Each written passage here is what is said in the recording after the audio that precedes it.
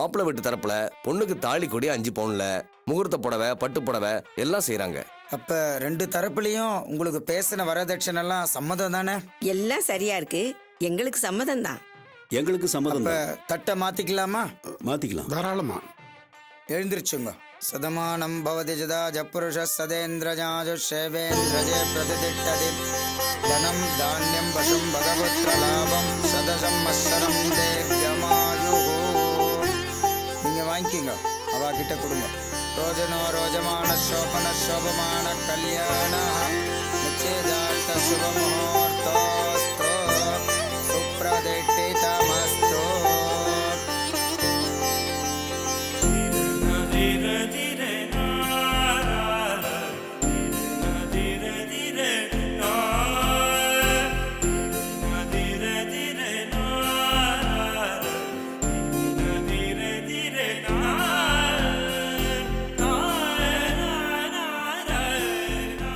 எல்லார்கிட்டையும் நமஸ்காரம் பண்ணிங்க.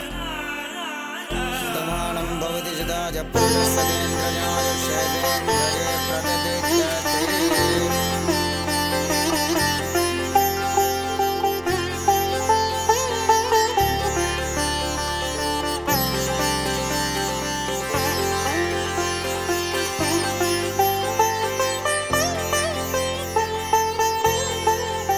பந்தி ரெடியா இருக்கு, வாங்க வாங்க எல்லாம் சாப்பிடலாம் வாங்க. வாங்க நீ தம்பி கூட்டிட்டு போங்க. வாங்க இதெல்லாம் எடுத்துக்கோங்க. இல்ல நீங்க வைங்க, நான் எடுத்துட்டு போறேன். சீக்கிரமா எல்லாத்தையும் எடுத்துட்டு போங்க. இல்லங்க பரவாயில்ல, நான் எடுத்துக்கிறேன்.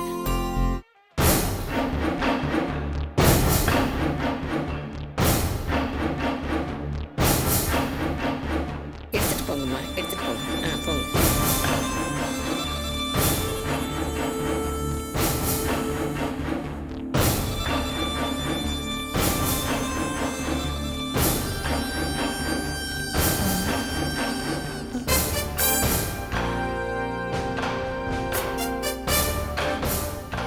சிவகாமி, இந்த பாரு, வா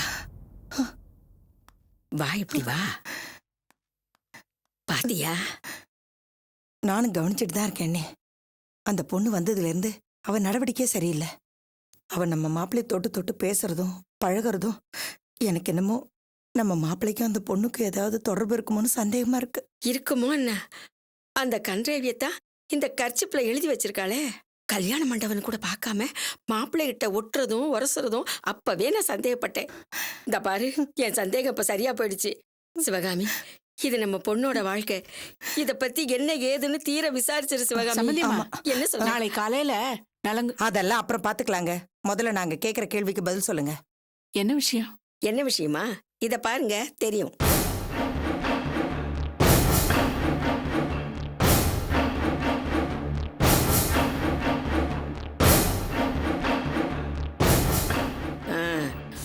உங்க குடும்பத்துக்கு வேண்டப்பட்ட பொண்ணுன்னு ஒரு பொண்ணை அறிமுகப்படுத்தி வச்சிங்களே, அந்த பொண்ணு தவற விட்ட கர்ச்சிப் தான் இது. ஆமா, அது என்னங்க லவ்னு மாப்பிள்ளை பேர் போட்டிருக்கு? நான் தான் சொன்னேனேங்க, சின்ன வயசுல இருந்தே நந்தினியும் செல்வமும் ஃப்ரெண்டா பழகினவங்கன்னு. நல்லா பழகுவாங்க, சரி. இது என்ன கன்றாவி இப்படி எல்லாம் போட்டிருக்கு? அம்மா, நான் கூட நந்தினி என்னமோன்னு நினைச்சேன். பாத்தியா பிரச்சனையை எப்படி ஆரம்பிச்சிட்டான்னு? ஜெயந்தி, நான் போய் ஊதி பெருசு பண்ணவா? ஐய வேண்டாமா, அவசரப்படாத. என்னதான் நடக்குதுன்னு பாக்கலாமே. சம்பந்தியம்மா, நீங்க நினைக்கிற மாதிரி அவங்களுக்குள்ள எந்த விதமான தப்பான உறவும் இல்ல. இன்னும் சொல்ல போனா அவங்க 2 பேரும் அண்ணன் தங்கச்சி மாதிரி தான் பழகுறாங்க. ஏங்க, எந்த அண்ணன் தங்கச்சிங்க இப்படி லவ்னு கர்ச்சிப்ல எழுதி கொடுக்கறாங்க?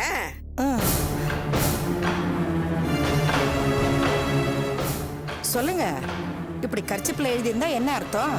என்னம்மா, என்ன பிரச்சனை? வாம்மா, நீயும் படிச்ச பொண்ணு தானே. இந்த மாதிரி ஒரு பொண்ணுக்கு ஒரு பையன் கர்ச்சிப்ல எழுதி கொடுத்தா என்னம்மா அர்த்தம்? இந்த கர்ச்சிப்பு அந்த நந்தினி பொண்ணு தவற விட்டு போனது. அதுல இந்த மாதிரி எழுதி இருக்கு.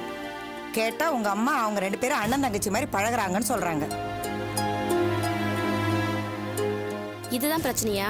இதுக்குதான் இவ்வளவு டென்ஷன் ஆகுறீங்களா? இந்த மாதிரி லவ்னு போட்டிருந்தா உடனே 2 பேர் லவ் பண்றாங்கன்னு அர்த்தமா?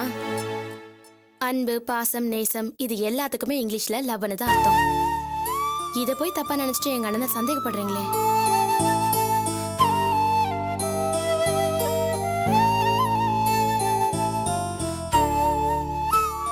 இதே மாதிரி ஒரு கர்ச்சீஃப் எங்க அண்ணன் எனக்கும் கொடுத்திருக்காரு. அதனால எங்க 2 பேரையும் தப்பா பேசுவீங்களா?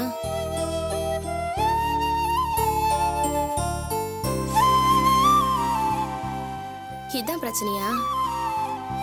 என் மேல நம்பிக்கை இல்லைன்னா இத பாருங்க.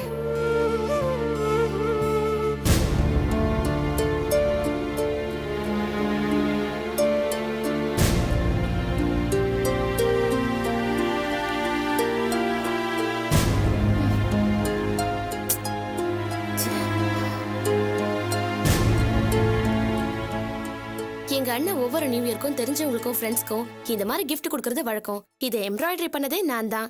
இத போய் தப்பா நினைச்சிட்டீங்களே.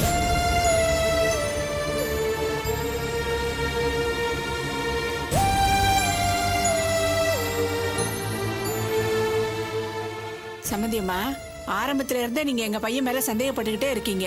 இது நல்லதுக்கு இல்ல. முதல்ல என் பையன் வேலையில சந்தேகப்பட்டுக்கிட்டு இன்ஜினியரா இல்லையான்னு ஷெட்ல போய் விசாரிச்சிருக்கீங்க. அப்புறம் கம்பெனில விசாரிச்சிருக்கீங்க. மறுபடியும் தெரிஞ்சவங்க வீட்டுல போய் விசாரிச்சிருக்கீங்க. இப்ப என்னடானா அவன் நடத்தையில சந்தேகப்படுறீங்க.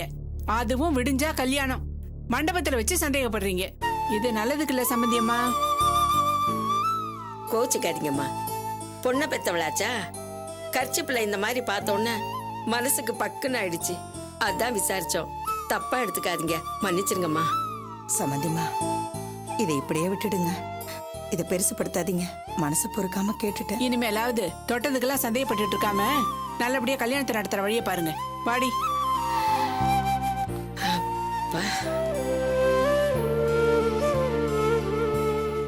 சரி சரி, வா போலாம். போலாமா? வா.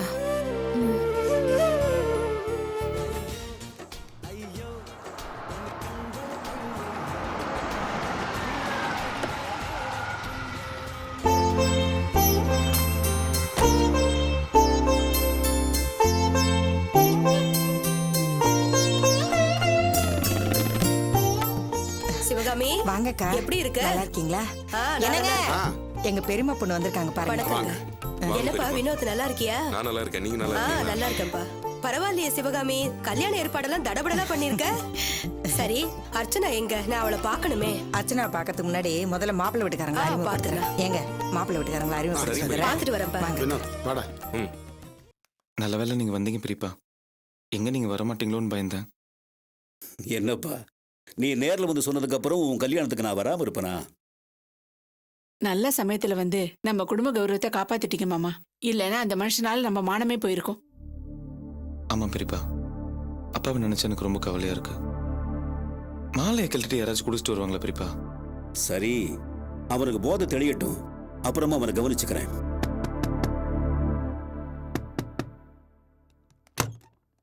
வாங்க சம்பந்தி. வாங்கக்கா. அக்கா ஊர்ல இருந்து வந்திருக்காங்க. ஓஹோ, வணக்கம். அக்கா, இவர்தான் மாப்பிள்ளையோட பெரியப்பா. வணக்கம். இவங்க தான் சம்பந்தியம்மா. வணக்கம்மா. மாப்பிள்ளை. வணக்கங்க. வணக்கம் தம்பி. சிவகாமி, இத்தனை நாள் காத்திருந்து அர்ச்சனாவுக்கு நல்ல மாப்பிள்ளையா பாத்திருக்க. ஆமாக்கா, மாப்பிள்ளை ரொம்ப தங்கமானவர். எந்த கெட்ட பழக்கமும் கிடையாது. எல்லார்கிட்டையும் ரொம்ப அன்பா பழகுறாரு. மொத்தத்துல என் பொண்ணு அர்ச்சனாக்கு எப்படிப்பட்ட மாப்பிள்ளை அமையணும்னு நினைச்சிட்டு இருந்தேனோ அதே மாதிரி அமைஞ்சிருக்காரு. எல்லாம் நம்ம அர்ச்சனை பண்ண புண்ணியம்தான். மாப்பிள்ளை எந்த கம்பெனில வேலை பாக்குறாரு? மாப்பிள்ளை பெரிய கம்பெனில இன்ஜினியரா இருக்காருக்கா.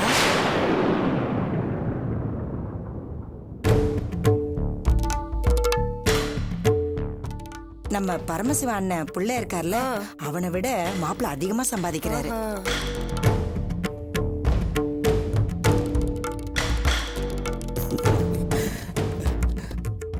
மாப்பிள்ளை எந்த இன்ஜினியரா இருக்காரு? மெக்கானிக்கலா, சிவிலா, எலக்ட்ரிக்கலா? இந்த கார் எல்லாம் செய்வாங்கல்ல, அது. ஓ, மெக்கானிக்கல் இன்ஜினியரா? அதான்.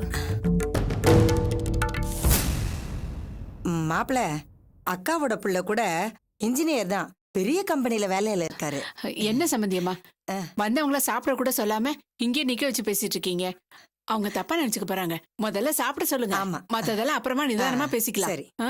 வாங்கக்கா சாப்பிடலாம். ஆ, முதல்ல அர்ச்சனாவை பார்த்துட்டு அப்புறம் தான் சாப்பாடு. சரி சரி ஆ, வரேன் மாப்ள. வரேங்க. வாங்க. வரேம்மா. சரிம்மா. வாங்கக்கா.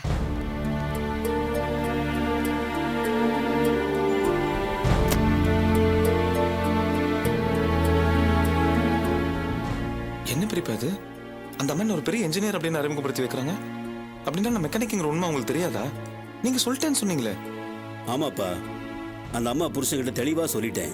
ஆனா அவரு தான் இப்போதைக்கு என் மனைவி கிட்ட சொல்ல வேண்டாம், சந்தர்ப்பம் வரும்போது நானே சொல்லிக்கிறேன்னு சொன்னாரு. அவரு இன்னும் சொல்ல போல் இருக்கு. என்ன பெரியப்பா இது? சாதாரணமா சொல்றீங்க. எவ்வளவு பெரிய உண்மை அந்த அம்மா கிட்ட இருந்து மறைச்சிருக்காங்க. அதுக்காக நம்மளும் சும்மாவா இருக்கிறது? நீங்க வாங்க, முதல்ல போய் இந்த உண்மை அந்த அம்மா கிட்ட சொல்லிடலாம். இதை பாரு செல்வம், நீ அவசரப்படாதே. சமயம் வரும்போது அவரே சொல்லுவாரு, நீ பேசாம இரு. அந்த சமயம் எப்போ வரும் பெரியப்பா? என்ன ஒரு என்ஜினியர் அறிமுகப்படுத்தும் போது அந்த அம்மா முகத்தை பார்த்தீங்கல்ல, அப்படி ஒரு சந்தோஷம், அப்படி ஒரு பெருமை. அந்த சந்தோஷத்துல நம்ம மண்ணள்ளி போட போறோமா? வேணாம் பெரியப்பா. இன்னைக்கு இந்த உண்மையை மறைச்சு என்னைக்காச்சும் ஒரு நாள் அவங்களுக்கு தெரிய வந்துச்சுன்னா பெரிய பிரச்சனை ஆயிடும். நம்ம குடும்பத்தையும் அவங்க ரொம்ப கேவலமா நினைப்பாங்க.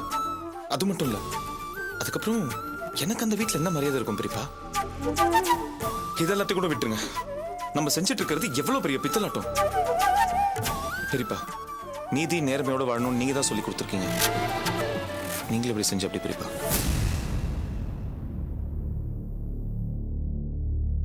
இது பாருங்க பெரியப்பா, தாலி கட்டுறதுக்கு முன்னாடி அந்த பொண்ணோட வீட்டுல நான் ஒரு மெக்கானிக் தாங்கிற உண்மை உங்களுக்கு தெரிஞ்சு ஆகணும்.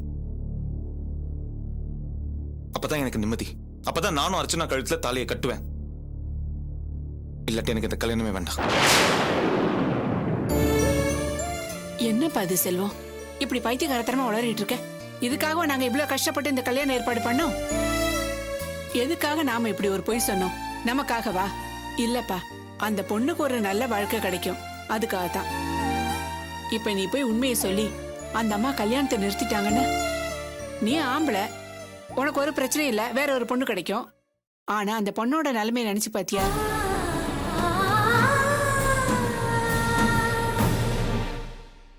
மண்டபம் வரைக்கும் வந்த கல்யாணம் நின்னு போச்சுன்னா அப்புறம் அந்த பொண்ணுக்கு எப்படிப்பா கல்யாணம் நடக்கும்? அவளை யாரு கல்யாணம் பண்ணிப்பா? அவ வாழ்க்கையே அவ்வளவுதான். அந்த பொண்ணு வாழ்க்கை எக்கடு கெட்டாலும் பரவாயில்ல, நீ மட்டும் உண்மையானவன்னு ஊர் முழுக்க பேசணும். அதானே உன் எண்ணம்? 1000 பொய் சொல்லி ஒரு கல்யாணம் பண்ணலான்னு சொல்லியிருக்காங்க. நாம ஒரே ஒரு பொய் தானே சொல்லியிருக்கோம்ப்பா. அதுவும் நாமளா சொல்லல, அவங்க வீட்டு மருமக சொல்ல சொன்னதால சொன்னோம். நாம அதையும் மறைக்காம அந்த பொண்ணு வீட்டுக்கு போய் எல்லா உண்மையும் அவங்க அப்பா கிட்ட சொல்லிட்டோம்ல. போதா குறைக்கு நீ கட்டிக்க பறவைக்கிட்டயும் எல்லா உண்மையும் சொல்லிட்ட. அவளும் முழு சம்மதம்னு சொல்லிட்டா. நீ வாழ போறது அவ கூட தானப்பா. அப்புறம் எதுக்காக இப்படி புலம்பிட்டு இருக்க? அந்த அம்மா கிட்ட அவங்க புருஷன் உண்மையை மறைச்சிருக்காரு. அதுக்கு நாம என்ன பண்ண முடியும்? நம்ம மேல எந்த தப்பும் கிடையாது. நீ அதை புரிஞ்சுக்க செல்வம்.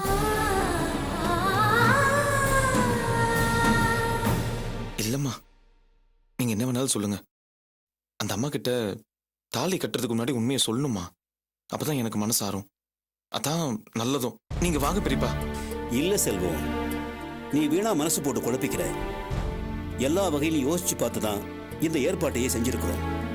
சிவராம சரியான சந்தர்ப்பத்துல அந்த அம்மா கிட்ட உண்மையை சொல்லி புரிய வச்சிருவாரு. இப்ப போய் நீ உண்மையை சொன்னா உங்க அம்மா சொன்ன மாதிரி அந்த பொண்ணோட வாழ்க்கை தான் பாதிக்கும். இத பாரு செல்வம், நல்லதுக்காக பொய் சொல்றது தப்பில்லைன்னு வள்ளுவரே சொல்லியிருக்காரு. மேற்கொண்டு குழப்பிக்காம நடக்க வேண்டியதை பாரு செல்வம். இல்ல பெரியப்பா, நீங்க சொல்றதெல்லாம் சரி. ஆனா இத பாரு, பெரியப்பாவும் நல்லதுக்காகத்தான் சொல்லுவேன். என் பேச்சு நீ கேட்பீங்களப்பா.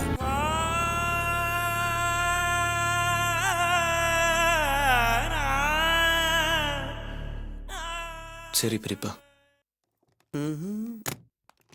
மா, என்ன பண்ற நீ? இந்த மனுஷன் பிள்ளைக்கு நல்லது நடக்கும்போது கூட இப்படி குடிச்சிட்டு வந்து கிடக்குறாரேன்னு ரூம்ல பூட்டி வச்சேன். தப்பிச்சு ஓடிட்டாரா இருக்காரான்னு பார்க்க தான் வந்தேன். வெளியில தெரிஞ்சா மானமே போயிடுங்க. என்னமோ இத்தனை நாள் போகாத மானம் இப்ப புதுசா போற மாதிரி பேசிட்டு இருக்க. மானம் போனாலும் பரவாயில்லம்மா, ஆனா சம்மந்தி வீட்டுல உண்மை தெரிஞ்சு கல்யாணமே நின்னு போச்சுன்னா என்ன பண்ணுவ? நீ வேற ஏன்டா குண்டத்துக்கு போடுற? விட்டா நீயே சம்மந்தி வீட்டுல போய் எல்லாத்தையும் சொல்லிடுவ போல இருக்க. உன்னையும் சேர்த்து உங்க அப்பா கூடவே ரூம்ல பூட்டி வச்சிருவேன். போட. ஜிலேபி போறேன்னு சொல்லி லட்டு போட்டு வச்சிருக்காங்க. வந்து என்னன்னு கேளுங்க நீங்களே. என்னாச்சு? நீ மண்டபத்துக்குள்ள வரும்போது எவ்வளவு பரபரப்பா இருந்தது. அதை பார்த்து நான் எவ்வளவு சந்தோஷப்பட்டேன் தெரியுமா? ஆனா அதுக்கப்புறம் உன்னத்தையும் காணோம். நானும் நீ வந்ததுல இருந்து ஒவ்வொரு நிமிஷமும் கல்யாணத்தை நிறுத்துறதுக்கு ஏதாவது பண்ணுவேன்னு பாத்துக்கிட்டே இருக்க. ஆனா எங்க நீ செய்யற முயற்சி எல்லாம் புஸ்வானமா போயிடுது. எதுவும் பத்திக்கிட்டு வெடிக்க மாட்டேங்குது. ஏன் இப்படி அவசரப்படுறீங்க? நான் தான் அன்னைக்கே சொன்னேன்ல, கொஞ்சம் பொறுமையா இருங்க. இப்ப என்ன, செல்வம் அர்ச்சனா கழுத்துல தாலி கட்டிட்டாரான்னு? இங்க பாரு, நல்ல காரியத்தை மெதுவா ஆற போட்டு செய்யலாம். ஆனா கெட்ட காரியத்தை உடனுக்குடனே செஞ்சிடணும். அதுக்கப்புறம் சந்தர்ப்பம் கிடைக்காது. ஐயோ, இங்க பாருங்க, இந்த கல்யாணம் நிக்கணுங்கிறதுல நீங்க எவ்வளவு உறுதியா இருக்கீங்களோ அதே மாதிரி செல்வம் எனக்கு தாங்கிறதுல நான் ரொம்ப ஸ்ட்ராங்கா இருக்கேன். செல்வம் மணமேடைக்கு வந்து உட்காந்து அர்ச்சனா கழுத்துல தாலி கட்டுற கடைசி நிமிஷம் வரைக்கும் இந்த கல்யாணத்தை நிறுத்துறதுக்கு எனக்கு சான்சஸ் இருக்கு. நீங்க இன்னைக்கு பார்த்தது வெறும் ட்ரைலர் தான். மெயின் பிக்சர் நாளைக்கு காலையில மணமேடையில தான் இருக்கு. 2 பேரும் மனசு போட்டு குழப்பிக்காம நிம்மதியா இருங்க. கல்யாண பொண்ணு வேணா அர்ச்சனாவா இருக்கலாம், ஆனா இந்த கல்யாணம் எனக்கு தான். செல்வம் தாலி கட்ட போறது என் கழுத்துல தான். திருமதி செல்வமாக போறது நான் தான்.